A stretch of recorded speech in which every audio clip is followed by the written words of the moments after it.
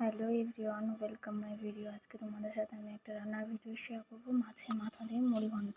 আমি মাছের মাথাটাকে নুন হলুদ মাখিয়ে রেখে দিয়েছি। কড়াইতে তেল গরম করে মাছের মাথাটাকে ভালো করে ভেজে নেব। আর এদিকে আমি জিরে আদা বেটে নেবো, গোটা গরম মশলা গুঁড়ো করে নেবো, কাঁচা লঙ্কা চিড়ে নিয়েছি, আর একটা বাটিতে গোবিন্দভোগ চাল কিশমিশ কাজু ভিজিয়ে রাখবো। মাছের মাথাটা ভাজা হয়ে গেলে তুলে নিয়ে সেই তেলে আমি আলুগুলোকে ভালো করে ভেজে নেবো। আলুগুলো ভাজা হয়ে গেলে কড়াইতে সামান্য তেল দিয়ে গোটা গরম মশলা, তেজপাতা, জিরে এবং শুকনো লঙ্কা ফোড়নে দিয়ে আদা জিরে বাটা দিয়ে আর সেই ভেজে রাখা আলুগুলো দিয়ে ভালো করে নাড়বো। তার সঙ্গে একটু লঙ্কার গুঁড়ো অ্যাড করে নেবো।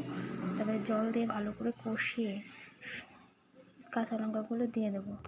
আর তোমরা যখন আলুগুলো ভাজবে তার আগে তোমরা যদি ফোড়নটা দিয়ে দাও, পরে তোমাদের এক্সট্রা আবার ফোড়নটা দিতে হয় না। আমি এখানে এক্সট্রা আবার ফোড়নটা দিয়েছি।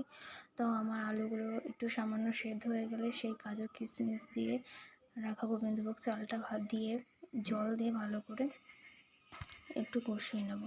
কষিয়ে নেওয়ার পর মাছের মাথাগুলো দিয়ে একটু ঢাকা দিয়ে দেবো। ঢাকা দেওয়া হয়ে গেলে যখন দেখবো আলুগুলো গলে গেছে এবং চালটাও একটু সেদ্ধ হয়ে গেছে, তখন আমি সামান্য পরিমাণে চিনি এবং লবণ দিয়ে গরম মশলার গুঁড়োটাকে দিয়ে নামিয়ে নেবো।